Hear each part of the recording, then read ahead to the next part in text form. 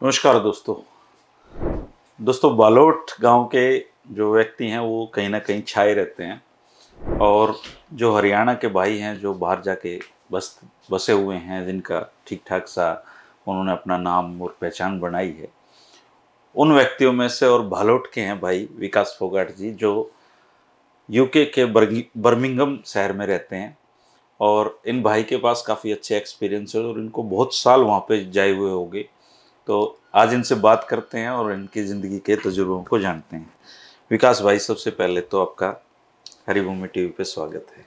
धन्यवाद धर्मेंद्र भाई साहब और हरिभूमि सभी दर्शकों को विकास फोगाट की राम। तो विकास भाई, आप जब वहाँ गए यूके में, उससे पहले का अपना यहाँ का बताओ थोड़ा सा कि आपने क्या पढ़ाई लिखाई की और क्या बैकग्राउंड क्या है आपका। यहाँ का ऐसा है कि मेरा जो जन्म बालोट में ही हुआ है तकरीबन। अच्छा। 2 साल मैं यहीं पे रहा। अच्छा। यहाँ से फिर फादर जो थे वो खेती बाड़ी करते थे। तो जैसे ही समय बदला तो भाई वो जॉब के सिलसिले में यहाँ से हम लोग सोनीपत मूव हो गए। अच्छा।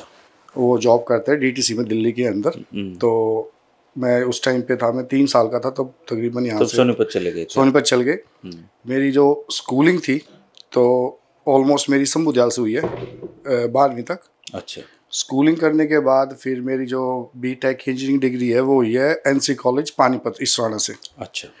तो वो करने के बाद सब कई सपने होते हैं भाई ठीक है अपनी पढ़ाई होगी, घर वाले कहते हैं नौकरी वगैरह ढूंढ लो भाई, ब्याह शाह कर देंगे 6 महीने साल में। तो 6 महीने जॉब करने के बाद ये रियलाइज़ हुआ कि भाई अभी वक्त है, छड़े हैं, बेहतर है कि बाहर निकल जाते हैं, कहीं मूव करते हैं, कहीं से बाहर पढ़ाई करके। ये 2007 के आसपास की बातें हैं। ये 2007 की है, 6 डिग्री कंप्लीट हुई थी यहाँ से। अच्छा। तो 6 तो महीने तब अपने जो लोग थे वो बाहर जाना शुरू हो गए थे। हाँ, उस टाइम पे एक चलन सा हो गया था स्टार्ट। तो 2007 में जब यहाँ से जाना हुआ तो वहाँ पे मेरे मामा जी थे लंदन में। तो उन्होंने बोला भाई ऑस्ट्रेलिया का ऑप्शन भी था, लंदन का ऑप्शन भी था। तो उन्होंने यही कहा भाई देखो मेरा एक्सपीरियंस यहाँ पे है, मैं बोलूँगा कि यहाँ आओ, पढ़ाई करने के बाद अगर आपकी इच्छा हो यहाँ रुकने की तो आप रुकना, अगर आपका ये हो कि भाई यहाँ से जो भी आप एक्सपीरियंस लेते हो वापस जाना तो वापस चले जाना। तो मेरा मकसद तो यही था कि 2 साल अपनी पढ़ाई करेंगे, थोड़ा बहुत जो भी वहाँ से सीखने को मिलेगा वापस आके अपना MNC के अंदर में जॉब करेंगे, अपना परिवार को फैमिली को सपोर्ट करेंगे। पर वहाँ जैसे ही अपनी पढ़ाई स्टार्ट की, नया माहौल था। स्टडी वीजा पे गए उधर? मैं स्टडी पे गया 2007 में। तो स्टार्टिंग के रहे 3 से 6 महीने टफ रहे, क्योंकि एक तो हरियाणा के थे, लैंग्वेज का बहुत इश्यू होता था। वो लोग बार बार पे लैंग्वेज बैरियर वर्ड यूज़ कर लेते थे। अच्छा। तो फिर चीज़ें टफ होती है, पर कहते हैं ना इंसान लाइफ में तभी सीखता है जब वो अकेला महसूस करता है खुद को। सबसे ज़्यादा लर्निंग उसकी उसी टाइम होती है। कम ही लोग होंगे तब तो लंदन उस टाइम तो बहुत कम थे, क्योंकि अगर हम देखें तो 2013-14 के आसपास ज़्यादा हुए हैं जाने यहाँ से, अगर हम हरियाणा की बात करें। बाकी स्टेट से तो पहले से जाते आए हैं। अगर हम दिल्ली की बात करें तो उसके बाद धीरे 6 महीने में जब वहाँ हुए थे कोर्स करते हुए, तो वहाँ से दोस्तों के साथ उठना बैठना हुआ, गुरुद्वारे में जाते थे। वहाँ से हमें फिर पता लगा कि भाई जो ब्रिटिश आर्मी है उस टाइम पे इन लोगों का ऑपरेशन चला हुआ था अफगानिस्तान में। अच्छा। तो वो लोग अभी कॉमनवेल्थ के तहत उन्होंने कुछ और जो पोजीशंस थी ओपन की थी। अच्छा। तो वो करने के बाद भैया हमें लगा कि इसके बारे में पता किया जाए। जो शौक में यंग होते हैं भाई, साथ में कोई और भी हैं 2-3 भाई, चलो देख लेते हैं क्या चीज़ है। तो वहाँ की आर्मी के लिए? हाँ, आर्मी के लिए। तो वहाँ पे प्रोसेस से जैसे जैसे गए 6 महीने के अंदर वहाँ सिलेक्शन हो गया। अच्छा, वहाँ की आर्मी में लग गए आप? हाँ, जाने के बाद? हाँ जी। पढ़ाई बीच में छोड़ के? नहीं, पढ़ाई नहीं छोड़ी, लेकिन अच्छा सिलेक्शन हो गया पढ़ाई के दौरान। तो उन्होंने ज्वाइनिंग डेट दे दी। किस पोस्ट पे आपका वहाँ पे? मेरा हुआ था सेपर रॉयल इंजीनियर्स। अच्छा। ये नॉन कमीशन होता है, क्योंकि कमीशन के लिए क्या होता है कि आपको ब्रिटिश नेशनलिटी चाहिए होती है। अच्छा। तो उस टाइम तो यही था कि ठीक है यार, एक नई चीज़ सीखने को मिलेगी जो शायद हम अंदर नहीं सीख सकते। नॉन कमीशन ऑफिसर के रूप में हुआ आपका? हाँ, वहाँ पे हुआ। तो जैसे उन्होंने ज्वाइनिंग डेट दी तो मेरे पास 2 ऑप्शन थे, या तो मैं ज्वाइन करूँ या फिर मैं स्टडी को कंटिन्यू करूँ। तो फिर मैंने बात की, तो मैंने उनको यही कन्विंस करने की कोशिश की कि अभी मैं शायद ज्वाइन नहीं कर पाऊँगा, मैं अपनी स्टडी पहले पूरा करना चाहूँगा। तो जैसे ही मेरी स्टडी कंप्लीट हुई तो फिर मैंने ज्वाइनिंग की थी। अच्छा। तो कब लगे आप वहाँ पे? मैं 2009 में मेरी ज्वाइनिंग थी। ज्वाइनिंग सिलेक्शन 8 में हुआ था। अच्छा, फिर पोस्टिंग कहाँ मिली आपको? मोस्टली ट्रेनिंग मेरी हुई थी वहीं पे यूके में। बेसिंग बॉन्ड था जिसमें बेसिक ट्रेनिंग होती है, तकरीबन 12 से 14 वीक की होती है। अच्छा। उसके बाद जो फर्स्ट पोस्टिंग की प्रेफरेंस मैंने डाली थी वो डाली थी जर्मनी। अच्छा। तो जर्मनी पैडरबोर्न में शांति सेनाएं जाती हैं जो उनकी, या फिर वार के लिए? नहीं, उस टाइम पे क्या था कि जिस टाइम पे वर्ल्ड वार 2 हुआ था तो यूएस ने और यूके के बेसिस वहाँ बन गए थे। अच्छा। तो जो पैडरबोर्न है, पैडरबोर्न मोस्टली यूके बेस्ड है। तो उसमें इन्फेंट्री भी आती है, आपकी रेमी भी आती है, रॉयल इंजीनियर्स भी आते हैं, और सिग्नल्स भी आते हैं। तो उसके तहत अच्छा टाइम गया, एक्साइटमेंट थे, यंग थे, सिंगल थे, कोई परिवार की कोई पीछे बर्डन नहीं था, और कि भाई एक नई दिशा में निकलते हैं। सर्कल पूरा गोरों का था, स्टार्टिंग में हुई, लेकिन और सारे दूसरे होंगे। सबसे बड़ी जो दिक्कत हुई उस टाइम पे वही थी आपकी खाने पीने की, क्योंकि हम लोग मोस्टली जो हिंदू हैं हम लोग वेजिटेरियन होते हैं। वो बीफ खाते हैं, वो बीफ खाते हैं। तो आप ये मान लो 6 शुरू के 3 महीने में ब्रेड और चिप्स जो होती हैं वो खा के काम चलाया। अच्छा। तो वेट भी काफ़ी लूज हुआ उस टाइम पे। फिर जैसे यूनिट में गए वहाँ फिर लाइफ अलग हो जाती है कि आपको फिर एक वो कहते हैं ना, एक सीनियरिटी आ जाती है, एक फुल ट्रेन सोल्जर की तरह आपको ट्रीट किया जाता है, ऑप्शंस आपको मिल जाते हैं। तो वहाँ पे जब वहाँ पे ज्वाइनिंग की जाके फर्स्ट पोस्टिंग, तो जो किचन था वो मोस्टली गोरखा रेजिमेंट संभालती थी। अच्छा। वहाँ तो फिर तो मौज ही हो जाती है। अब वो जो भी रेगुलर मील बना रहे हैं उसके अलावा अगर आपकी कोई प्रेफरेंस है अब उनको बोल सकते हो। तो अच्छा टाइम गया वहाँ पे। तकरीबन 1 साल पोस्टिंग के बाद मौका मिल गया अफ़गानिस्तान का। अच्छा। तो वहाँ पे तकरीबन मैं रहा हूँ 9 महीने। अफगानिस्तान चले गए? हाँ, हैरिक 15 के अंदर मैं था। ये जब अमेरिका ने वार छेड़ रखा था उसी में? हाँ, जो उनकी मित्र सेनाएं थी उसमें? ये है आपकी 2011 की बात है। 11 में हम लोग गए थे सितंबर में, और फिर 12 में वापसी हुई थी। अच्छा। तो वहाँ पे क्या होता है, रोटेशन पे चलता था, 6 महीने की रोटेशन पे। तो 6 महीने के बाद मैंने फिर रिक्वेस्ट डाल दी 3 महीने और स्टे करने के लिए, क्योंकि वहाँ पे जितने कॉन्ट्रैक्टर थे अपने इंडियंस भी थे, अफगानी भी थे, तो वो अपनी देसी भाषा होती थी। दिन में अपनी ड्यूटी की 8 घंटे की, उनके साथ उठना बैठना कैंप में, बढ़िया अपनी ट्यूनिंग होती। अपना तो दिल लग गया था कि जैसे इंडिया में वापस आ गए हो। तो वो करने के बाद फिर ऑपरेशन के बाद वापस जर्मनी गए। तो फिर ये हुआ कि चलो यार अभी लाइफ हो गई है, घर वालों का बोला भाई थोड़ा लाइफ के बारे में सोच, सेटल हो। तो फिर उसके बाद डिसाइड हुआ फैमिली का, फिर शादी हुई। फिर एक बार थोड़ा सा रोकूंगा मैं आपको। जैसे यहाँ पे जैसे आप आर्मी में या किसी में भर्ती हो गए, अब तो खैर इन्होंने ये अग्निवीर योजना शुरू कर दी कि 4 साल आप काम करिए फिर घर चले जाइए। वहाँ का जो सेना का स्ट्रक्चर है वो किस तरीके का है? उसमें क्या होता है, जब स्टार्टिंग में लेते हैं ना मिनिमम 4 साल का ही कॉन्ट्रैक्ट उधर होता है। अच्छा। मिनिमम उसमें क्या होता है कि आप 4 साल का मिनिमम करके आप छोड़ भी सकते हो, कि वो एक ऐसा ऑप्शनल है, वो एक ऐसा आपको प्लेटफॉर्म देते हैं कि अगर आपको लगता है कि this is the right platform, ये भी आपके लिए बहुत सही प्लेटफॉर्म है जो आप चाहते हो, तो आप कंटिन्यू करो। अच्छा। अगर आपको कहीं ना कहीं ये लगता है कि आप अपना 100% नहीं दे पा रहे तो आप उसको छोड़ भी सकते हो। तो वो 4 साल का मिनिमम कमिटमेंट होता है उसमें। उसके बाद भी छोड़ सकते हैं, ऐसा कुछ ही नहीं है, अगर जैसे फैमिली रीजंस जो होते हैं उसके तहत। तो मेरा कोई प्लान नहीं था 4 में, स्टार्टिंग में था कि भाई ठीक है, फिर टाइम एक्सटेंड हो गया। फिर क्या था कि जैसे पोस्टिंग्स होती थी, जैसे आपकी बवेरिया जर्मनी के अंदर जहाँ मोस्टली यूएस बेस रहते हैं। अच्छा। यूएस का बेस है, ये आपका पड़ता है इसका ऑस्ट्रिया और जर्मनी के बॉर्डर पे बिल्कुल। तो फिर जब शादी हुई तो फैमिली की एक्सपेक्टेशन बढ़ जाती है। अब हम लोग जैसे एक्सरसाइज पे 3 महीने कनाडा गए, कभी कहीं जाना होता तो फिर कहीं ना कहीं माइंड में ये रहता है कि यार अपनी लाइफ जी चुके हैं, अभी शायद फैमिली की जिम्मेवारियां उसके तहत आगे का प्लान किया जाए। निकलो यहाँ से। हाँ, अब निकलो। तो वहाँ पे फिर 1 साल का मैंने नोटिस दिया। वहाँ से फिर मैं बर्मिंघम मूव हुआ। अच्छा। लेकिन कुछ चीज़ें थी, जैसे छोड़ने से पहले क्या होता है कि इंडियन से एक मेंटेलिटी होती है कि कैलकुलेटिव रिस्क जिसको कहते हैं, कि थोड़ी सेविंग भी हो अंदर आगे कुछ है तो जुगाड़ तो छोड़ो। हाँ, और घर बार भी पहले हो जाए तो बेहतर है, क्योंकि एक इनकम आपकी रेगुलर होती है, क्रेडिबिलिटी बनती है। तो बर्मिंघम में घर लिया 2012 में। उसी साल फिर शादी हुई। तो फिर वहाँ तकरीबन बर्मिंघम में 1-2 साल तकरीबन जॉब की। फुजित्सु CSC कंपनी में। मैं IT का बैकग्राउंड रहा हमेशा, जिसको आप कह सकते हो कि एक जो पैशन होता है ना रेखा, जैसे आपका एडिटिंग का पैशन है, तो ऐसे IT का था। वो करने के बाद फिर फर्स्ट बिजनेस स्टार्ट किया 2014 में बर्मिंघम से तकरीबन 3 घंटे की डिस्टेंस पे। एक फ्रेंचाइजी ली पिज़्ज़ा हट की। वहाँ करियर से ब्रेक लिया IT वाले से कि भाई एक बार नई चीज़ को ट्राई करते हैं, यंग हैं, अगर सक्सेसफुल नहीं भी हुए तो लर्निंग तो होनी है। ठीक बात। और एज, अगर आप कम एज में लर्निंग करते हैं तो वो कहते हैं ना सबसे कीमती वो होती है पैसे से ज़्यादा। तो वो 3-4 साल वो चलाया, फिर उसके बाद दोबारा फिर मेरे को अपॉर्चुनिटी मिली आईटी के अंदर, मैंने वो ज्वाइन की। तो अभी तकरीबन पिछले 5 साल से मैं आईटी के अंदर हूँ फुल टाइम। अच्छा, वो पिज्जा वज्जा वाला काम छोड़ दिया? वो चल रहा है। अच्छा, वो अलग से फ्रेंचाइजी चल रही है? क्योंकि मेरा क्या रहता है कि आप कोई भी चीज़ जब नहीं स्टार्ट करते हो ना, 6 मंथ उसमें दो 100% प्रोसेस सेट करो, वहाँ से बाहर आ जाओ। अच्छा, दूसरे लोग संभालेंगे? हाँ, क्योंकि आप सिर्फ मॉनिटर करो। हाँ, उससे क्या होता है कि आप मैनेजमेंट के अंदर आओ तो ज़्यादा बेहतर है। नहीं तो क्या होता है, बंदा एक ही चीज़ में सुबह से शाम तक रह जाता है। वो अच्छा तो लगता है, पैसे बचते हैं, पर वो ग्रोथ नहीं हो पाती। तो जैसे आपका एक्सपीरियंस बिल्डअप हो जाता है तो ग्रोथ के लिए आई थिंक मूव होना चाहिए सभी को। तो वो करने के बाद फिर जब आईटी के अंदर मेरा 5 साल से तकरीबन वर्क फ्रॉम होम मेरा चल रहा है। अच्छा। तो उसका बेनिफिट ये मिलता है कि विद इन यूके मैं कहीं भी किसी भी लोकेशन से काम कर सकता हूँ, फ्लेक्सिबिलिटी पूरी है। तो लेकिन जब ये कोविड अब स्टार्ट हुआ तो उस टाइम पे वो कहते हैं ना कि कई बार जब चीज़ें वर्स्ट होती हैं उनमें कहीं ना कहीं अपॉर्चुनिटी होती है। वो सिर्फ हमारा नज़रिया वो होना चाहिए पेशेंस के साथ। तो उस टाइम पे अपॉर्चुनिटी कुछ मिली, अदर बिजनेसेस की भी, उनको ग्रैब किया।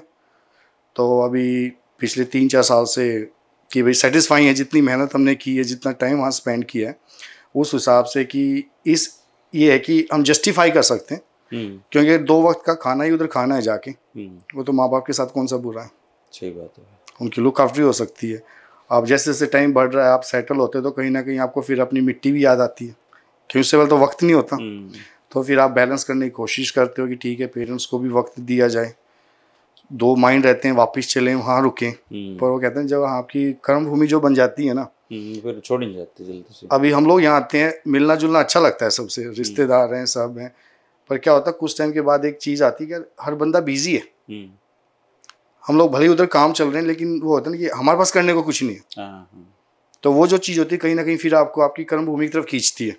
चलो, क्योंकि आपकी आदत बन गई, हैबिट बनने के बाद आप 14-15 साल से एक कि आपका रूटीन है, उसमें आप काम कर रहे हो, तो बस उसी में चलते रहते हैं। पिछले साल मैं इतना एक्टिव नहीं था सोशल लाइफ में, क्योंकि बाकी चीज़ों की कमिटमेंट थे, फुल टाइम जॉब थी, फैमिली थी, बिजनेस थे।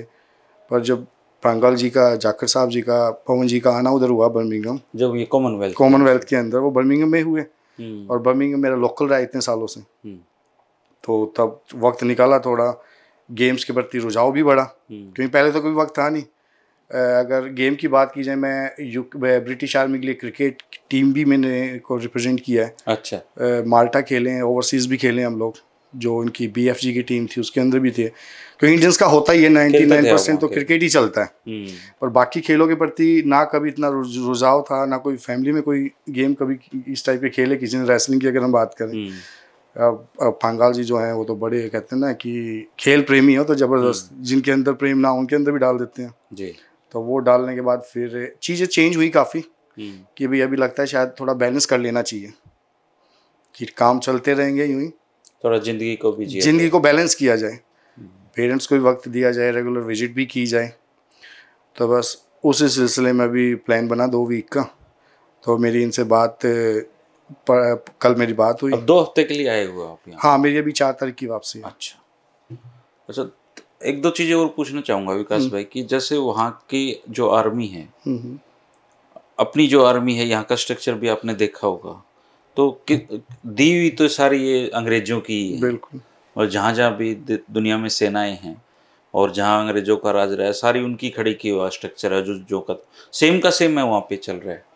स्ट्रक्चर बिल्कुल सेम है, लेकिन जो प्रोसेस है वो बहुत इम्प्रूव उधर हो गए हैं, यहाँ नहीं हुए। अच्छा, यहाँ नहीं हुए। जैसे कि जो नॉन कमीशन होते हैं उनको एज ए स्लेव यूज़ किया जाता है आज भी। हाँ, कि उनको जैसे अपनी पर्सनल लेबर जैसे आप कह सकते हैं वैसे यूज़ किया जाता है। हाँ। वहाँ चीज़ें बहुत मॉडर्नाइज हो गई हैं, वहाँ नहीं किया जाता, वहाँ इक्वल राइट्स हैं।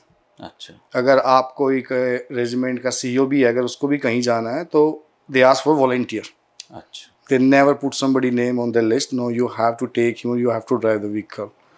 ठीक है, तो ये बहुत चीज़ें ही अच्छी हैं। तो वहाँ जाके आपको ना वो डिफरेंस नहीं फील होता कि आप कमीशन हो नॉन कमीशन हो, क्योंकि उनकी जैसे अभी पूरी दुनिया अभी चेंज हो रही है, मॉडर्न हो रही है। अब US की बात करें, जब हम उधर थे अफगानिस्तान, तो मोस्टली अब वहाँ भी कॉन्ट्रैक्टर इन हो रहे हैं आर्मी के अंदर। अच्छा। क्योंकि वो कह रहे हैं कि सबको अपनी सिविल लाइफ बैलेंस करने का राइट्स है। फिटनेस आप रखो, स्किल सेट आपकी है, जब भी हमें जरूरत पड़ेगी आपको रिकॉल करेंगे।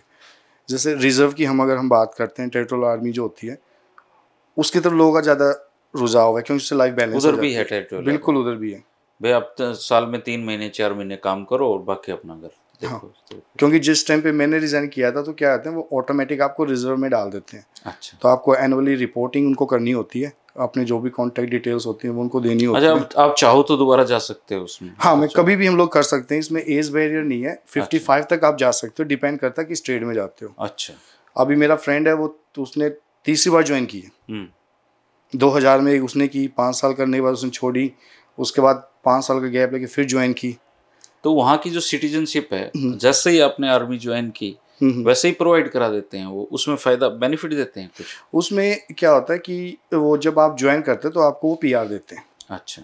उस पीआर का ये होता है कि आप पे रिस्ट्रिक्शंस नहीं रहती, वर्ल्ड वाइड कहीं भी आपको डिप्लॉय करते हैं तो आप। अच्छा, आर्मी ज्वाइन करना सबसे बड़ा फायदा ये भी है कि वो आपको जाते ही वहाँ की सिटीजनशिप देंगे? बिल्कुल बिल्कुल देते हैं। ये चीज़ होता ही, हम लोग भी थे कि चलो कुछ नहीं है, करें अगर एंजॉय करते हैं, स्किल्स लेते, नहीं हुआ तो एक ऑप्शन हमारे पास रहेगा सेटलमेंट होने का, क्योंकि एक इजी रूट भी है जिसको हम कह सकते हैं, और प्लस में आपको स्किल्स मिल रही हैं। अगर मल्टी कल्चरल में आप कोई भी इन्वायरमेंट जॉब करते हो, कल को अगर बाहर विदेश में भी रहना है तो उस माहौल को सीखना बहुत ज़रूरी है। अगर उसको हम सीखेंगे नहीं, खाली पढ़ाई से कुछ नहीं होता। अब हम मास्टर डिग्री वहाँ कर लें, जॉब करने जाएं, जब तक हम उनमें घुल नहीं इंटीग्रेट नहीं हो पाएंगे ना उन लोगों में, तब तक नई चीज़ें हो पाएंगी। उनकी माइंड लर्निंग भी उनकी करनी होती है। तो मुझे तो ऐसा लगता है कि जो भी यंग स्टूडेंट यहाँ से जाता है, अगर उसको ऐसी अपॉर्चुनिटी वहाँ मिलती है, यूएस के अंदर भी ऑप्शंस हैं। अच्छा। और ऑस्ट्रेलिया के अंदर भी हैं, और ये ऑप्शन आप वहाँ के जो लोकल सिटीजन हैं वो क्या आर्मी में जाते हैं फ्रीक्वेंटली, या फिर अब नहीं जा रहे वो लोग? वहाँ मोस्टली क्या होता है कि जैसे हम लोगों की यहाँ पे 10th होती है तो उन लोगों की GCSE होती है, तो वो लोग अपॉर्चुनिटी देते हैं कि 14-15 साल की एज में आप ज्वाइन कर लो। अच्छा। तो वही उनकी ग्रेजुएशन, उनकी स्कूलिंग अंदर ही वो कराते हैं, जॉब के साथ हो जाते हैं साथ। तो वो तो भी उनकी एवरेज अगर हम निकालें तो उनकी 10 साल की एवरेज निकलती है। तो अगर वो 15 में ज्वाइन करते हैं तो 25-26 साल के वो बाहर आ जाते हैं। अच्छा। तो वेल मैच्योर हो जाते हैं, पढ़ भी आते हैं वहीं पे, एजुकेशन उनकी हो जाती है। और अगर हम बात करें पैसे मैनेजमेंट की, मनी मैनेजमेंट की, वो बंदा खुद कमाता है, खुद स्पेंड करता है, तो उससे बेहतर मैनेजमेंट कोई नहीं सीख सकता। तो 25-26 साल के वो वहाँ से वेल ट्रेंड होकर निकलते हैं। लैंग्वेज का उनको वैसे इशू नहीं होता, ईजिली वो कम्युनिकेट भी कर लेते हैं हर लेवल पे। तो 25-26 में मैंने देखा कि उनकी अच्छी खास बात क्या होती है आर्मी के अंदर, वो आपको ना एक स्किल सेट नहीं रखते। अच्छा, कोई भी एक आप वहाँ प्लम्बिंग भी कर सकते हो, आप वहाँ ड्राइविंग भी कर सकते हो, आप वहाँ कारपेंट्री भी, आप IT का भी कर सकते हो, इलेक्ट्रॉनिक्स का भी कर सकते हो। तो बाहर आके आपके पास इतने ऑप्शंस होते हैं कि आप जो करना चाहो वो कर लो, काम कर लोगे। और इजी वो काम उपलब्ध भी हैं, ईजिली भी हैं, क्योंकि शॉर्टेज है, स्किल शॉर्टेज जिसको हम कह सकते हैं।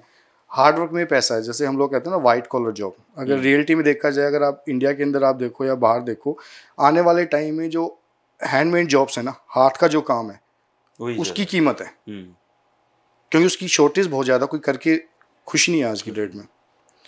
तो उसी के तहत ओवरऑल अच्छा एक एक्सपीरियंस रहा तो आर्मी का। मैं तो ये बोलूँगा कि काफ़ी और भी फ्रेंड्स हैं मेरे साथ जिन्होंने की थी, काफ़ी अभी भी आर्मी के अंदर है। अच्छा। पर वो कहते हैं जो अंदर बैठता है उसको बाहर से अच्छा लगता है, जो बाहर होता है उसको अंदर से लगता है। अभी ये यूक्रेन रशिया का युद्ध हुआ तो एक दिन मैं शाम को बैठा हुआ तो उन लोगों ने वॉलंटियर को रिकॉल किया। अच्छा। कि भाई हमें ऐसे हुआ, तो मेरे मन में भी कहीं ना कहीं कहते हैं ना, एक जो फौजी होता है ना उसके अंदर कहीं ना कहीं छिपी चीज़ होती है कि यार दोबारा ट्राई करना चाहिए। तो मैं रात को मैं बैठा, मैंने अप्लाई किया, सुबह देखा तो उनको पूरी मेरी लिस्ट आ गई कि आप यहाँ जाके पॉइंट ऑफ कांटेक्ट करो। दूसरे पर फिर फैमिली की तरफ देखा, मैं कहा अब पर्सनल डिसीजन नहीं चल सकता क्योंकि होता है ना एक आप जोश होता है, आप हरियाणा से हो, यंग हो, तो आपको भेजते यूक्रेन की तरफ से युद्ध लड़ने के लिए? हाँ, यूक्रेन ने वॉलंटियर मांगे थे। अच्छा। और उस टाइम पे तो अपॉर्चुनिटी ऐसी थी, अगर हम जैसे इंडिया की बात करें कि हर बंदा यहाँ पे डिफेंस में जाना चाहता है, ठीक है जाओ, लेकिन उनको ये थोड़ा सोचना चाहिए डिफेंस को किस नज़रिए से देखते हैं। कहते भाई सरकारी नौकरी में सरकारी बाबू बन गए, कुछ करने की जरूरत नहीं है। अगर उनकी एज देखे तो उनको ना स्किल सेट की तरफ जाना चाहिए, क्योंकि जॉब होती है, पर उस जॉब को चूज करो जहाँ आपको स्किल सेट मिल रहा है, जहाँ से आपके बाकी कोई ना कोई ऐसा हुनर आपके पास हो कि जो जिंदगी को ठीक ठाक से चला दे। तो फिर घर वालों ने तो मना कर दिया होगा आपको? घर वालों ने तो एक ही ऑप्शन दिया कि या तो आप परमानेंट फिर यूक्रेन ही चले जाओ हाँ। या फिर हमें ही देख लो। तो वो कहते हैं जब आपको 2 फैमिली लग जाती है ना। वैसे भारत के अधिकांश लोग तो रसिया के साथ दिखाई देते हैं मुझे, रशिया के साथ वो इमोशन, क्योंकि वो एक हमेशा से रिलेशनशिप रही है रशिया के साथ।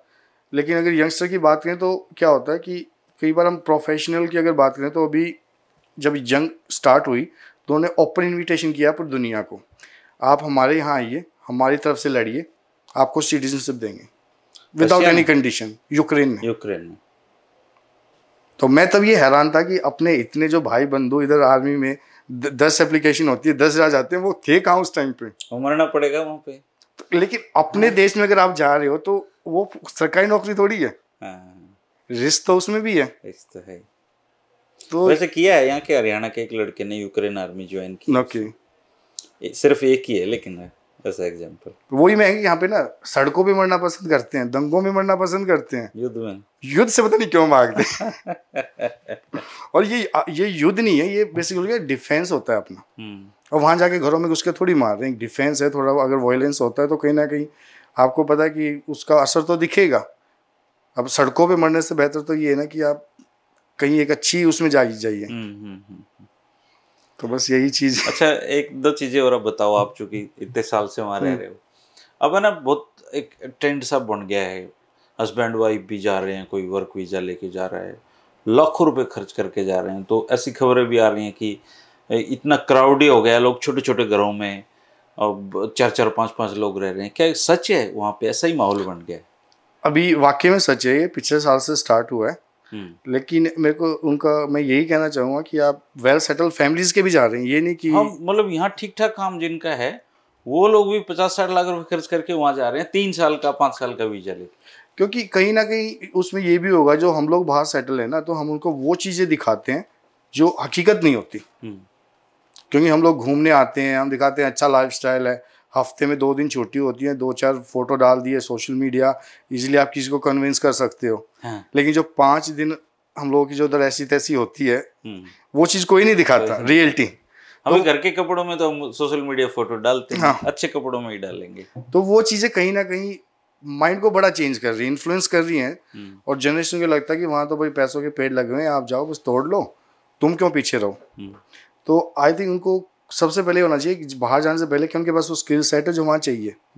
यहाँ पे अच्छी खासी जॉब कर रहे हो, मैंने देखा जो जिनकी गवर्नमेंट जॉब्स हैं वो गवर्नमेंट जॉब छोड़ के वहाँ रेस्टोरेंटों में काम कर रहे हैं। तो उनको फिर जा रहे हैं लोग यहाँ के छोड़ के जा रहे हैं, उनको महसूस होता है, पर उनको ये लगता है कि यार अब तो हम बाहर आ गए, वापस कैसे जाएं, रिश्तेदार क्या सोचेंगे, अब तो जो भी दुख दर्द है अपना यहीं पे रख लो। आसान नहीं है जिंदगी वहाँ पे। नहीं आसान, देखो जाते तो बिल्कुल नहीं होती, क्योंकि जैसे हम लोग जाते हैं, हम लोग की होती है फर्स्ट जनरेशन। और फर्स्ट जनरेशन जो भी प्लान करती है, कहीं पे भी करे, चाहे हिंदुस्तान के अंदर करे बाहर करे, उसका स्ट्रगल सबसे ज्यादा होता है। सेकंड जनरेशन थोड़ी स्टेबल होती है, थर्ड को बेनिफिट मिलता है। 3 जनरेशन का रूल है, ये पूरी दुनिया में चलता है। तो अभी जो लोग जा रहे हैं, जैसे डिपेंडेंट जा रहे हैं, उनको लगता है कि डिपेंडेंट को ले चलो, अगर उनको पढ़ाई के मकसद से जाना है तो अकेले जाओ। अच्छा, 6 महीने वहाँ सेटल हो, चीज़ों को समझो, उसके बाद अगर आपको फैमिली को किसी को वहाँ पे रिको करना है तो आप वहाँ करो। लेकिन उनको लगता है कि जितने ज़्यादा हार जाएंगे उतने ज़्यादा कमाएंगे। वो ये नहीं देखते जितने ज़्यादा जाएंगे खर्चे भी उतने ज़्यादा होंगे, उतना खाएंगे भी, उतना भी खाएंगे। अभी तो उन्होंने बंद किया है, खैर अभी जो स्टूडेंट का डिपेंडेंट वीज़ा है वो लोग भी वो भी बंद कर रहे हैं। और जो स्विच कर रहे थे स्टूडेंट स्पॉन्सरशिप पे, वो भी अभी बंद कर रहे हैं। अच्छा, क्योंकि उनकी जो ऐसे ही ऑस्ट्रेलिया ने अभी 5 जो राज्य हैं हमारे, जिनमें हरियाणा भी है, उनको वीजा देना बंद कर दिया स्टूडेंट को, क्योंकि फ्रॉड बहुत ज़्यादा हो रहा है कि डॉक्यूमेंटेशन तो नहीं काम करते हैं यहाँ पे, और डॉक्यूमेंटेशन में इतना फ्रॉड हो रहा है। अगर मान लो आपको 5 लाख यहाँ पे किसी को दिखाना है, बंदे बैठे हो कहेंगे जी आप हमें 50,000 दो, हम अपना पैसा आपके अकाउंट में डालेंगे, स्टेटमेंट आपकी लग जाएगी, वीज़ा लग के हमारा वापस दे देना। तो वो जो माइंड सेट से वहाँ जाते हैं ना, वहाँ नहीं चलती वो चीज़, क्योंकि जो शॉर्टकट है ना, लाइफ में शॉर्टकट नहीं है। अच्छा, हम लोगों को देखते हैं बड़ा कामयाब हो गया, इतनी ऊपर चला गया, हमने उनकी वो जर्नी नहीं देखी जिस जर्नी के तहत वो वहाँ तक पहुँचे हैं। तो अभी आप लोग कौन कौन हो घर में वहाँ पे आपके साथ? अब मेरे घर में जैसे हम लोग वहाँ पे, मैं मिसेज है और मेरा ब्रदर इन लॉ है, मेरे सिस्टर इन लॉ है। वो तो आप ही ले गए होगे बाद में? हाँ, जैसे मिसेज गई, Mrs sister in law, brother in law और मेरे सिस्टर का लड़का। अच्छा, हम लोग हैं, क्योंकि फैमिली है तो चीज़ें मैनेज हो रही हैं। आपके पास तो वेंचर भी है वो जो इसको आप चला रहे हो। हाँ, मल्टीपल साइट्स हैं, तो उसमें ये है कि हम लोगों ने उसमें ये रिस्पॉन्सिबिलिटी डिफाइन कर रखी है कि कौन साइट को क्या देगा, किसकी जो स्किल सेट है। जो फ्रेशर है उसको किसी के अंडर में हमने रख दिया, और जो मैच्योर जिसकी जो भी स्किल सेट है उसको वही हमने जॉब रोल डिफाइन किए हैं। तो अभी तो फिर पूरी उम्र ही वहीं गुजारने का इरादा होगा आपका? तो नहीं, ऐसा नहीं, अभी ये डिपेंड ये करता है, अभी जैसे बच्चे बड़े होंगे तो हम लोग तो देखो, हम लोग तो फैमिली के हिसाब से चलते हैं, अपनी तो चॉइस बचती नहीं एक स्टेज के बाद। अब मिसेज जहाँ पे खुश है, बच्चे जहाँ पे बोलेंगे, उनके लिए जहाँ अच्छा रहेगा। होम सिकनेस होती है, हम लोग को कहते हैं ना, आदमी फिर भी थोड़ा ज़्यादा प्रैक्टिकल होता है। यहाँ कितने दिन मन लगता है जब आप यहाँ आते हो? तो यहाँ तो 6 महीने भी रुक जाएं। अच्छा। लेकिन पीछे की जो जिम्मेवारियाँ हैं वो रुकने नहीं देती। हाँ, जाना पड़ता है। हाँ, यहाँ शिकायतें भी मिलती हैं, जो रिश्तेदार हैं भी, आप आते हो हमसे नहीं मिलते। अभी हम लोग जैसे मैं अभी 2.5 साल बाद आया हूँ, अपने पर्सनल काम होते हैं, फिर पेरेंट्स के साथ भी टाइम स्पेंड करना होता है, फिर जो इन लॉज हैं उनके वहाँ भी टाइम स्पेंड करना होता है, तो बहुत हार्ड हो जाता है। अच्छा, ये जो यहाँ से अब जो क्राउड जा रहा है वहाँ पे किसी भी तरीके से जा रहे हैं लोग, अमेरिका में तो डोंकी मार के 60-60 लाख रुपए में जा रहे हैं लोग। इन लोगों का किस तरह का स्ट्रगल या कैसी ज़िंदगी वहाँ पे रहती है? स्ट्रगल तो देखो, आप पैसा डोंकी मार के आप जा रहे हो, उसका कोई फ्यूचर नहीं है। अच्छा। आपको जो इनके पास डॉक्यूमेंट है या पेपर है, वो उनके लिए पैसा कमाना बहुत हार्ड है। तो आपके पास तो कुछ भी नहीं है, आपको रहने के लिए घर नहीं मिलना। हाँ। कहीं पे अगर किसी को अच्छी जॉब, आपने स्किल सेट भी जबरदस्त है तो भी आपको वो नहीं मिलेगी जॉब।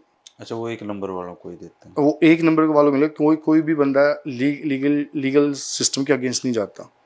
जो भी एम्प्लॉयर होता है वो हमेशा खुद को प्रोटेक्ट करके चलता है। तो मेरे को तो ये लगता है जो 50 या 60 देते हैं, हिंदुस्तान में पैसे की कमी नहीं है। जो हार्डवर्क करना जानता है वो कहीं भी पैसा उगा सकता है। वो एक बस वैसे माइंडसेट बन गया, वहाँ लाइफ ईजी है। एक चीज़ वहाँ अच्छी है, वो है लाइफ की सेफ्टी। हिंदुस्तान के अंदर दिक्कत कि आपके पास पैसा नहीं है तो आपकी और आपकी फैमिली की सेफ्टी नहीं है। आपके पास पैसा बहुत ज़्यादा है तो भी सेफ्टी नहीं है। तो बेसिक लाइफ का बैलेंस है उधर। क्राइम रेट थोड़ा कंट्रोल है, कुछ चीज़ें अच्छी हैं, लेकिन अगर हम सोशल लाइफ की बात करें तो अभी यहाँ का तो मैं ज़्यादा नहीं कुछ कह पाऊँगा, क्योंकि काफ़ी साल बाहर हो गए, यहाँ भी काफ़ी चीज़ें चेंज हुई हैं। पर भी कहीं ना कहीं जो स्ट्रेस लेवल की बात करें तो सोशल लाइफ काफ़ी हद तक उसको कंट्रोल करती है। आप लोगों से मिलते हो, शादियाँ होती हैं, इवेंट्स होती हैं, वो अटेंड करते हो, अपने मन की बात कहते हो, सुनते हो। देखो, चीज़ का कहीं ना कहीं बेनिफिट मिलता ही मिलता है। तो ऐसी चीज़ें चलती रहती। मैं तो उनको ये बोलूँगा कि जो बाहर भी जाना चाहता है अपना रिसर्च करें, अपने स्किल सेट डेवलप करें, उसके बाहर जाए। अगर आपको यहाँ जॉब नहीं मिल रही तो आप कैसे उम्मीद कर सकते हो कि आपको वहाँ जाके जॉब मिलेगी? जो यहाँ कामयाब नहीं हो रहा वहाँ कामयाब होना उसका वहाँ भी मुश्किल है, बहुत मुश्किल है। सिर्फ इंग्लिश आने से या लोगों से आप कॉन्फिडेंस हाई होने से चीज़ें नहीं बनती, क्योंकि वहाँ बैठ के आप स्किल सेट डेवलप कर रहे हो और इनकम आपकी नहीं है तो आप नेगेटिव जा रहे हो। तो यहीं से आप प्रिपेयर करके जाओ स्किल्स। अभी मेरे साथ, अभी मैं यूके होम ऑफिस के लिए जॉब कर रहा हूँ, सीनियर क्लाउड आर्किटेक्ट। अच्छा। तो मेरे साथ बंदे वो भी हैं जो पिछले 4 साल पहले प्लम्बर थे। अच्छा। वो जॉब कर रहे हैं। कि ये होती है कि आपकी एक लर्निंग हैबिट होती है, सीख लिया उन्होंने। बिल्कुल। अब जैसे इंडिया के अंदर भी जैसे क्या होता है माइंडसेट, पहले काफ़ी साल पहले की मैं कह सकता हूँ, आपका तो नहीं, कि जैसे जो बंदा आपका कारपेंटर है वो उसके माइंड में एक चीज़ डल जाती है कि तू कारपेंटरी के अलावा कुछ कर ही नहीं सकता। जो बिल्डर का है वो बिल्डर ही कर सकता है।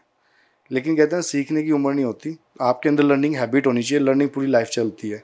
अगर पेरेंट्स लर्निंग छोड़ देंगे ना तो अपने बच्चों से और जो पोते पोते उनसे कभी कनेक्ट नहीं हो पाएंगे, क्योंकि बैलेंस दोनों तरफ से होता है। ठीक बात है। तो ये हम लोगों को यहाँ क्या होता है कि यार ठीक है सरकारी जॉब है, रिटायर हो गया, अब क्या सीख के क्या करना, उम्र निकल गई, हमारे तो कट गए हैं। अब खुद के पेरेंट्स हैं, मैं उनको कहता हूँ कि आप स्मार्टफोन आप यूज़ करो। कहते हैं यार अभी फ़ोन कर रहे हैं बहुत है, मैं कल को अपने पोते से बात करनी है, किसी और से करनी है, वीडियो कॉल करनी है, कोई हम आप लोगों के साथ कम्युनिकेट कर पाएँ, तो थोड़ा आपको भी लर्न करना पड़ेगा। थोड़ा हार्ड है आपके लिए, हम लोगों के लिए ईजी है। जो हमारी जनरेशन आई है, नई जनरेशन जल्दी चीज़ें सीखती है, क्योंकि हमारे लिए इंटीग्रेट करना इजी रहेगा जो हमारे कल को पोते होंगे एज कम्पेयर टू हमारे पेरेंट्स। क्योंकि सबसे ज़्यादा जो ट्रांसफॉर्मेशन हुई है ना वो हमारी जनरेशन में हुई है पिछले 15-20 साल के अंदर हम बात करें। तो उतना ही बड़ा ज़्यादा चैलेंज भी पेरेंट्स पे आ जाते हैं। अभी कितनी एज होगी? मेरी अभी 37 है। 37। चलो अब तो मैं 21 थी मेरी जब मैं उधर गया था। 21 साल के आप पहुंच गए थे उधर। बढ़िया है, अच्छी जर्नी है आपकी, हैं? सबसे अभी तक मैंने जितने लोगों के ये इंटरव्यू किए हैं आप लोगों, उसमें आप पहले हो जो वहाँ की आर्मी में काम कर चुके हैं। नहीं तो कोई बिजनेसमैन है, कोई कुछ कर रहा है, कोई कुछ कर रहा है, लेकिन आर्मी का एक नया तजुर्बा आपसे लिया है हमने कि वहाँ की आर्मी किस तरीके से। कि आर्मी को मैं तभी कह रहा हूँ कि जैसे अभी ये लोग कह रहे थे ना यहाँ पे जो चला था आर्मी का कि भाई ये ऐसे क्यों क्यों अग्निवीर योजना, अग्निवीर क्यों कर रहे हैं, वो एक चीज़ नहीं देख रहे आपको। एक तो जॉब बिल्कुल ही नहीं मिलनी, एक आपको 4 साल के लिए मिल रही है, आपको 4 साल की अपॉर्चुनिटी को ग्रैब करो। अगर आप वो क्रीम बन के निकलोगे तो आपको रिटेन करेंगे। एम्प्लॉयर कभी भी जो अच्छे कैंडिडेट होते हैं उनको कभी भी डिसअपॉइंटेड नहीं करते। अब आप घर बैठो नहीं जी हम तो 25 साल की या 26 साल की लेनी, 15 साल की वही लेनी है, उससे बेहतर आप 4 साल की तो लो ना। 4 साल बाद आप कुछ वहाँ से सीख के आओगे, उल्टा आपके लिए बेहतर है, आप एक फैमिली लाइफ बैलेंस कर पाओगे। अभी घर पे बैठे हुए हो, एग्जाम्स जाते हो, 4 साल कुछ हो नहीं रहा, तो चीज़ें चेंज होनी है। एक दिन आगे सब प्राइवेटाइजेशन होना ही होना है, तो उसको जितनी जल्दी अडेप्ट कर लेंगे। अगर हम बात करें 2002 की, तो वो पेंशन वेंशन नहीं देते वो भी? नहीं, पेंशन मिलेगी। अब जैसे मैंने 5 साल सर्व किया है तो मेरी पेंशन बनेगी। तो ये तो लोग तो पेंशन ही नहीं दे रहे। देखो वो तो एक डेवलप कंट्री है, वो करेगी। अब फिर दूसरा पॉपुलेशन का भी फैक्टर आता है। अब पेंशन की बात करें तो इस पर देखो मेरा तो यही कहना होता है कि हम लोग सोचते हैं 65 पे 55 पे पेंशन मिलेगी, क्यों ना उस पेंशन को हम खुद जनरेट करें। एज है, यंग है, अपॉर्चुनिटी है, उस पैसे को बनाया जाए साइड में और उस सोर्स ऑफ इनकम को पहले ही बना लें। जो हमें 60-65 में जाके मिलनी है, क्यों ना उसको हम 45-50 में ही जनरेट कर लें। पर यहाँ तो पता नहीं होता ना विकास भाई, आपके खाते में मान लो आपने बुढ़ापे की सेविंग कर रखी है और वो पता लगे सुबह उड़ा ली किसी ने, तो वो पेंशन तो गई है। देखो इन चीजों में जब टेक्नोलॉजी वहाँ पे फोन पे ठगते तो नहीं ना लोगों को, नहीं कॉल्स उधर भी आती हैं, पर ये सब आता है आपका एजुकेशन की, आप उन चीजों को कैसे डील करते हो।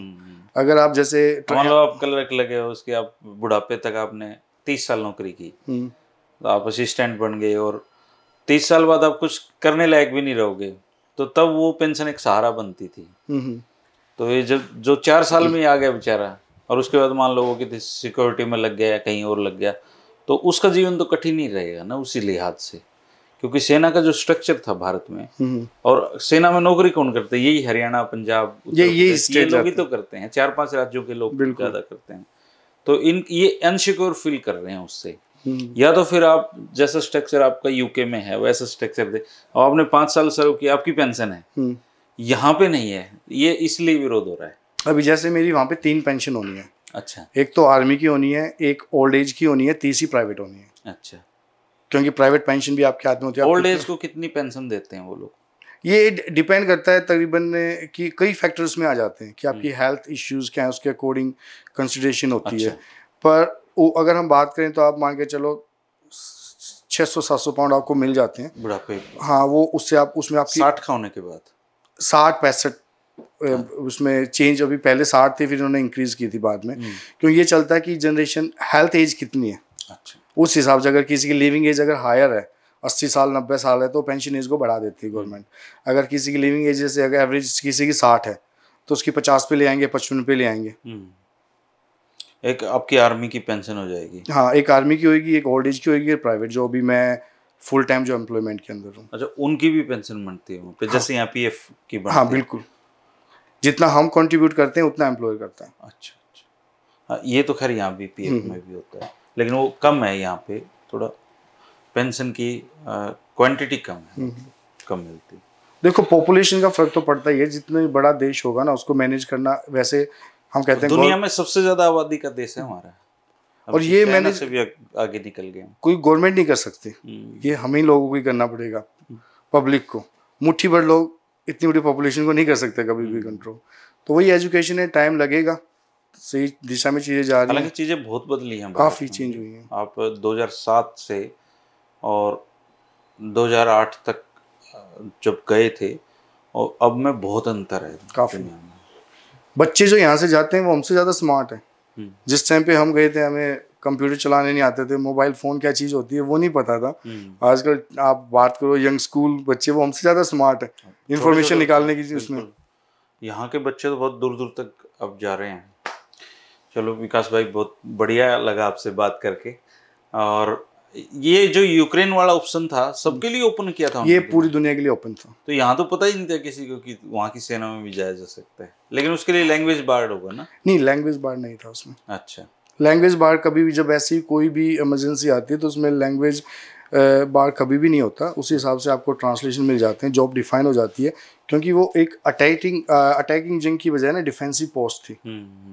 उसमें आपको जो सिविलियन है उनको भी सपोर्ट करना था और डिफेंड भी करना था चीज़ों को। तो वही मैं कहता हूँ कि हम लोग एक दिशा में चले जाते हैं, आसपास क्या हो रहा है उसके बारे में बोधर नहीं करते। तो ये जो आपने अपनी फौज तो देखी होंगी ना? हाँ। तो करीबन वैसी ही ट्रेनिंग देते हैं वो, या इससे भी ज़्यादा टफ है उनकी ट्रेनिंग में? काफ़ी डिफरेंस है। अच्छा। क्योंकि यहाँ पे दो तरह की ट्रेनिंग होती है, ऑफिसर्स की अलग होती है और जो नॉन कमीशन होता है उनकी अलग होती है। वहाँ पे ऑलमोस्ट सेम होती है। वहाँ पे ऑलमोस्ट सेम होती है। स्किल सेट पे ज़्यादा फोकस किया जाता है। फ्यूचरिस्टिक ट्रेनिंग होती है। उन्हें पता है कि फिजिकली लड़ाइयाँ नहीं होनी, सब माइंड गेम है, टेक्नोलॉजी की लड़ाइयाँ होनी है। अच्छा। और प्लस में वो कि भाई हमारे जो सिटीजन है उनको आप एक बेहतर सिटीजन कैसे बना सकते हो उसी बजट के अंदर जो डिफेंस को एलोकेट होता है। अच्छा, उसमें वो उस तरह की ट्रेनिंग भी देते हैं? हाँ। तो वहाँ पे जो वही साइकिल जो रहती है, उन्होंने 4 साल का जो मिनिमम टाइम बोला है, तो कहीं ना कहीं काफ़ी बड़ा हिस्सा वहाँ का जो पॉपुलेशन का होता है उसके तहत वो स्किल सेट अपना बना के बाहर सिविलियन स्टेट पे एक अच्छी जॉब्स वो लोग कर रहे होते हैं। अच्छा। दोस्तों, ये थे विकास फोगाट जी, भाई बालोट से हैं, और काफ़ी अच्छी बातें इनसे हुई हैं। और आर्मी के बारे में, खासकर जो यूके की है, अगर आपको उसके बारे में कुछ नॉलेज चाहिए या उसमें आप कुछ संभावनाएं तलाश रहे हों, और अगर आप शारीरिक रूप से ठीक हैं और यूके वगैरह का प्लान कर रहे हैं, तो इनसे कुछ पूछना है तो आप कमेंट जरूर करिएगा, ये आपको उसका जवाब जरूर देंगे। शुक्रिया विकास भाई। शुक्रिया।